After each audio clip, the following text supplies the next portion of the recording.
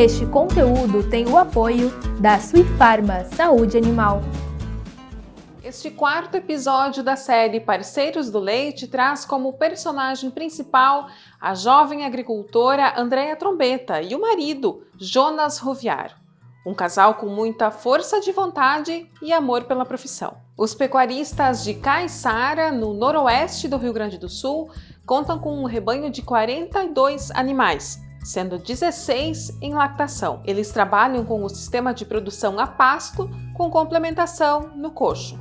Para o futuro, Andréia e Jonas têm grandes ambições. Uma delas é investir no sistema confinado.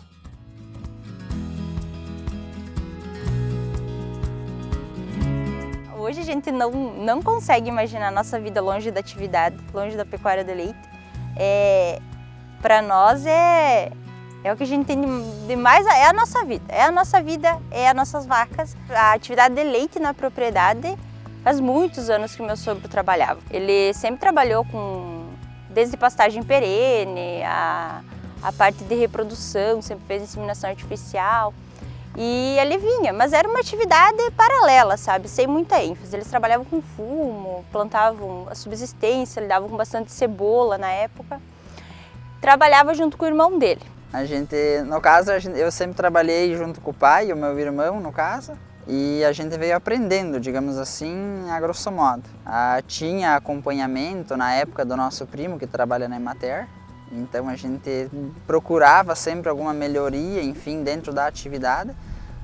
O meu irmão sempre gostou muito da atividade. Então daí começou os filhos crescerem, aumentar a população, eles se separaram, o irmão dele, que é nessa área de 24 hectares, eles se separaram, o meu sogro e o irmão dele. Meu sogro continuou tirando leite. Meu cunhado em 2010 assumiu as vacas de fato. Investiu, fez sala de ordenha, comprou resfriador, essa parte ali. E começou a produzir de forma eficiente mesmo. Nós viemos para cá em 2014, eu e o Jonas, que a gente casou e veio morar aqui com a minha sogra. E nós trabalhávamos todo mundo junto, meu cunhado, nós e o meu sogro e a minha sogra. A gente tinha o leite e plantava fumo. Em 2018 a gente separou, porque era muita atividade, todo mundo trabalhava, mas acabava que a gente não estava olhando a fundo o que estava dando lucro e o que não estava. Então em 2018 a gente separou. Eu e o Jonas ficamos com as vacas. Meu sogro e minha sogra plantam fumo até hoje para eles, meu cunhado tem outras atividades. A gente meio que pegou a atividade assim, vai, porque era quem tinha para tocar. O pai e a mãe já não queriam mais vaca, já queriam ir descansando e ficaram pro lado do fumo. E a gente meio que assumiu assim de supetão, sabe? A primeira coisa a gente, tentou fazer essa análise assim, para nós viabilizar a propriedade, para nós viabilizar a atividade, o que nós vamos ter que fazer. Isso foi a primeira coisa que a gente fez, até porque a gente tinha um negócio andando, que isso é bom, por um lado e ruim por outro, porque a gente tinha um monte de coisa que estava ali, que a gente tinha que assumir isso, digamos, mas não era o que a gente queria. Então a gente teve que assumir e o carro estava andando e a gente teve que ir ajustando. Então pra gente foi um desafio muito grande. Mas uma coisa que favoreceu de fato muito é que desde sempre, desde o início, tanto eu como a Andréia, a gente de fato abraçou a ideia junto e a gente trabalha muito interligado, entende? E faz 3 anos que nós estamos aí na atividade, realmente de fato, nós dois tocando ela sozinhos. Por ser o casal e tu ser sócio, isso em várias partes ele causa um certo atrito, porque tu tem que manter a relação, tu tem que manter um cuidado com o filho, tu tem que manter um avanço da atividade e a gente não quer parar, a gente quer de fato avançar. Então isso é desafiador, muito desafiador. Mas a gente, graças a Deus, conseguiu amadurecer o suficiente para tocar tudo isso junto e com o máximo de eficiência. A gente só consegue porque um tem o outro. E esse companheirismo entre o casal, até mesmo entre a família, nossa família apoia, todo mundo se ajuda e daí facilita. Mas entre o casal, a família da gente, ela tem que ter uma base bem sólida. A gente deu muita sorte, que nós dois amamos o que a gente faz. E daí um complementa o outro. Às vezes, que eu digo para eles, às vezes nem eu acredito em mim, tu acredita, né?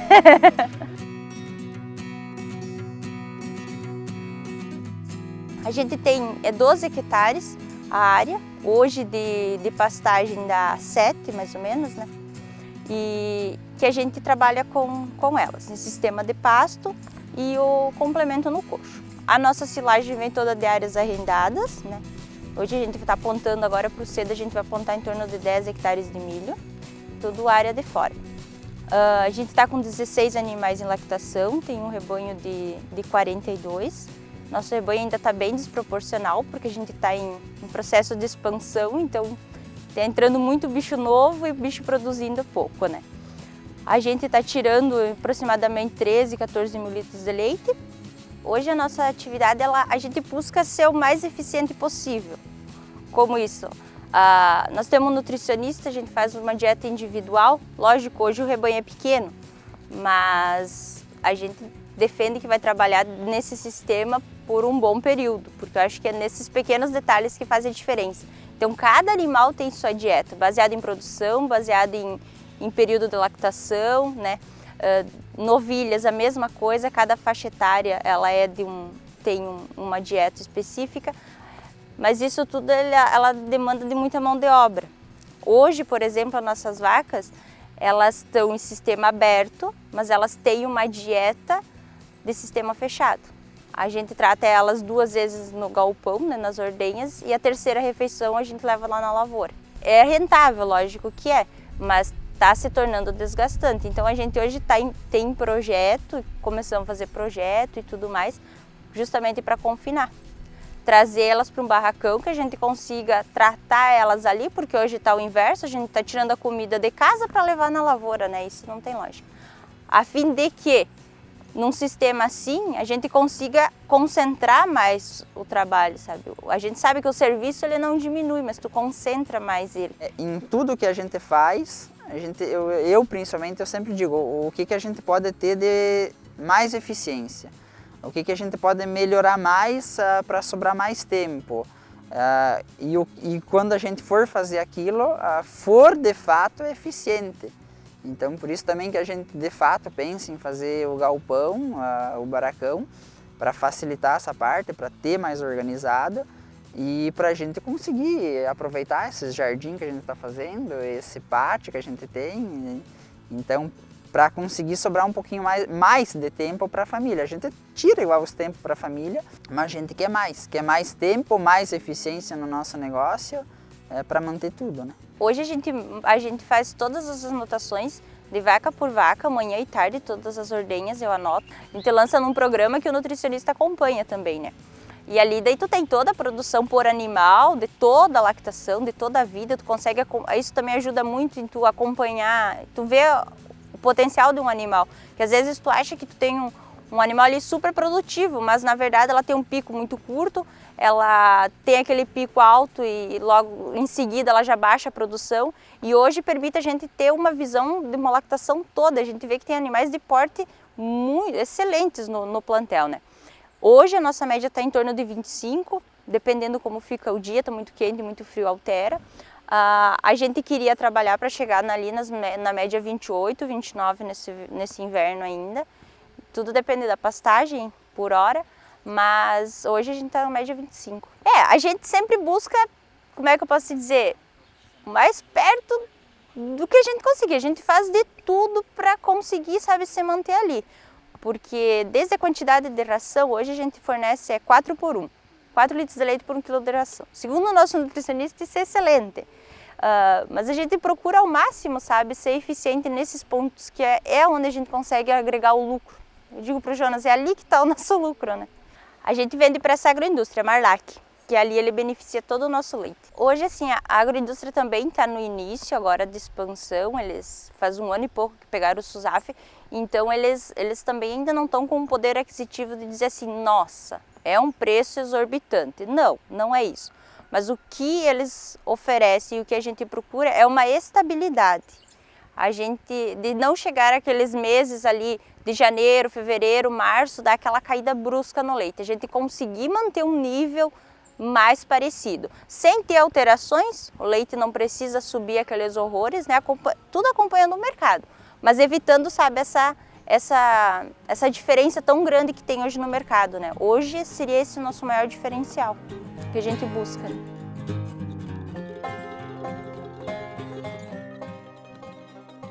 Na verdade, é a segunda vez que eu estou ingressando. Eu já tinha cursado há 4 anos atrás. E daí eu engravidei. Eu fiz 2 semestres, engravidei, e daí o Michel nasceu e eu tranquei. Não tinha cabeça, não tinha como. E foi muito bom, porque naquela época a gente não trabalhava sozinha.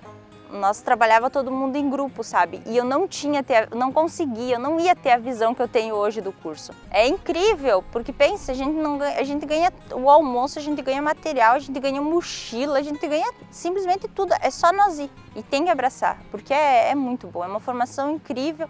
Eu tenho aula sexta e sábado, o dia todo. Tudo se encaixa para ti, não ia dizer, mas se a gente não fizer um pouquinho e se esforçar, a gente não vai conseguir fazer nada. É uma baita de uma oportunidade, não dá para deixar passar. É a semana que a gente tem que se organizar, porque eu vou sair, eu fico 2 ordenhas fora, né? Da sexta e do sábado de tardinha. O Jonas fica sozinho, então fica bem apertado para ele. Mas é muito bom, sabe? Tu levar, às vezes, um problema, uma dificuldade que tu tem na tua propriedade, chegar em sala de aula, tu conseguir entender por que aquilo acontece, sabe? Porque daí sim tu consegue entender e de fato conseguir melhorar a tua atividade. Hoje, para te ter uma noção, o meu nutricionista que eu falo tanto é meu professor. Então assim, eu consigo aplicar 100% do que eu tenho em aula. Que as coisas elas foram acontecendo de uma forma tão natural para nós.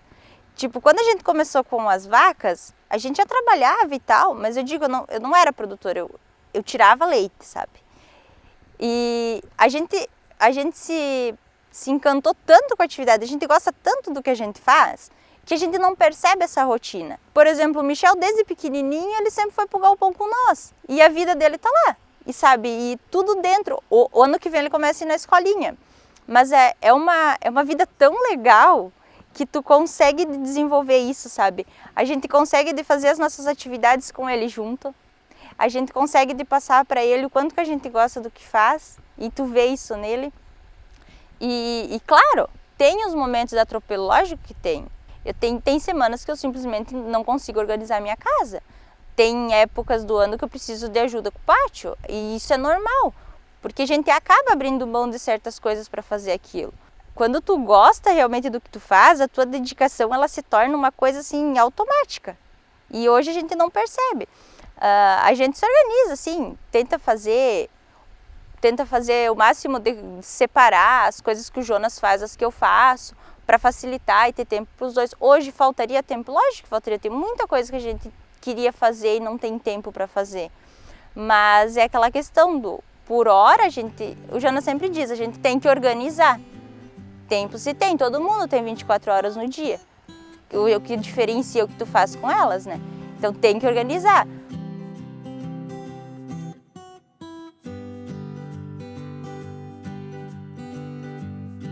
A mãe e o pai sempre partiram para esse lado, não, tem que estudar para te ter conhecimento, enfim, mas nunca apoiaram essa parte de sair para ir trabalhar fora. Pelo contrário, sempre foram um pouquinho contra.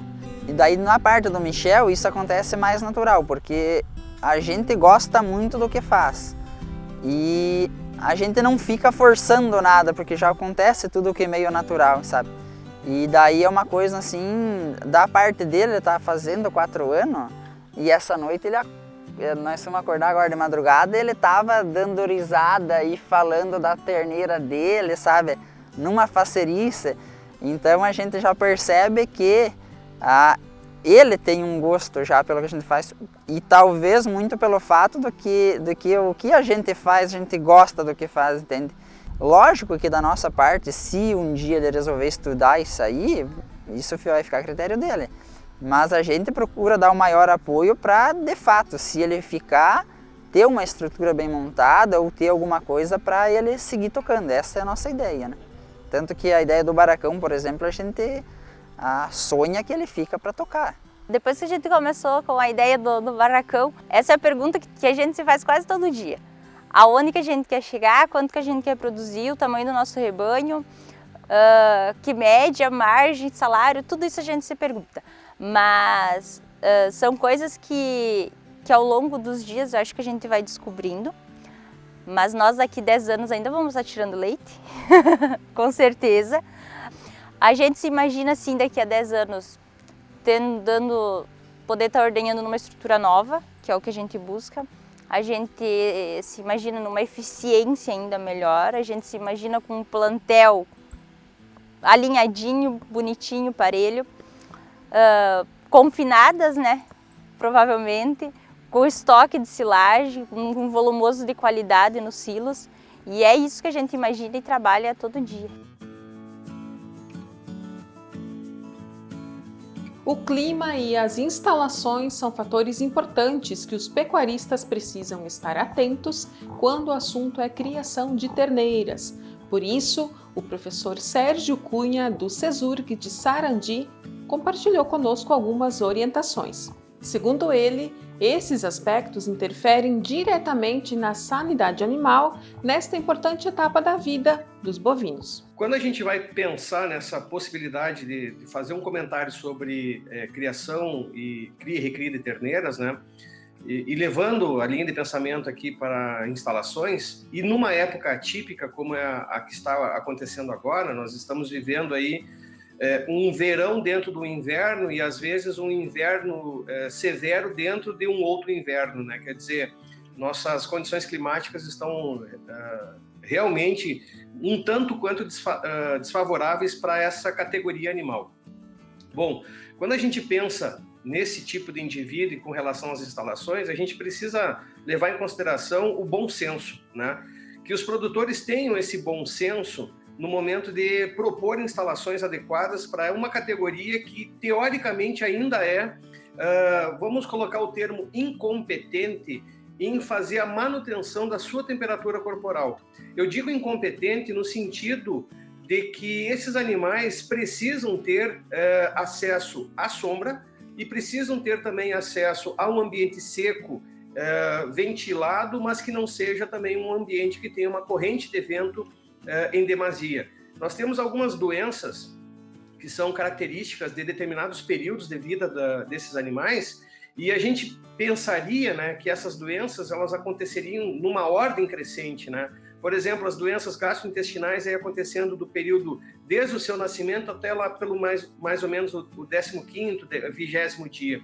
Do 20º dia em diante de vida, de nascido desses animais, eles são mais propensos a ter enfermidades respiratórias. E quando nós vivemos numa época na qual o inverno não é bem definido e nem o verão está sendo bem definido, esses animais ficam mais susceptíveis a essas variações térmicas. E quando susceptíveis às variações térmicas, eles são muito mais propensos a ter a ocorrência de algumas enfermidades respiratórias, né? Levando em consideração esse tópico. As gástricas, né, as enfermidades gastrointestinais também fazem alvo nesse momento, já que nós deveríamos pensar num projeto de sanidade. E o projeto de sanidade para esses animais, para que eles tenham um conforto ao longo do seu desenvolvimento, vai desde o momento básico do início dessa criação, que é uma cura de umbigo eficiente e uma colostragem adequada. A partir do momento que nós tenhamos a cura de umbigo eficiente, que o produtor consiga entender essa necessidade de fazer cura do umbigo ao longo de um certo período de tempo, utilizando um produto adequado, que é o iodo, de 5% a 7%, e fazendo a colostragem, visando a administração de um colostro de excelente qualidade, e não necessariamente esse colostro necessariamente precisa ser da mãe, né? Ele pode ter um banco de colostro dentro da propriedade para que ele consiga propor essa alternativa para esses animais. Então, se isso é bem realizado, se isso é feito de maneira satisfatória, quer dizer, nós vencemos uma etapa de início de problemas que poderia acontecer. E aí nos basta, nos vem em mente, né, que a propriedade consiga oferecer instalações adequadas. Às vezes, as instalações adequadas são adequadas ao produtor, mas não ao animal. E quando a gente não faz esse ajuste das instalações ao animal, nós também vamos enfrentar problemas de ordem, né, ambiental, e esses animais vão enfrentar a possibilidade de enfermidades. Este foi mais um episódio da série Parceiros do Leite com o apoio da Suifarma Saúde Animal. Siga conosco em novorural.com e até a próxima!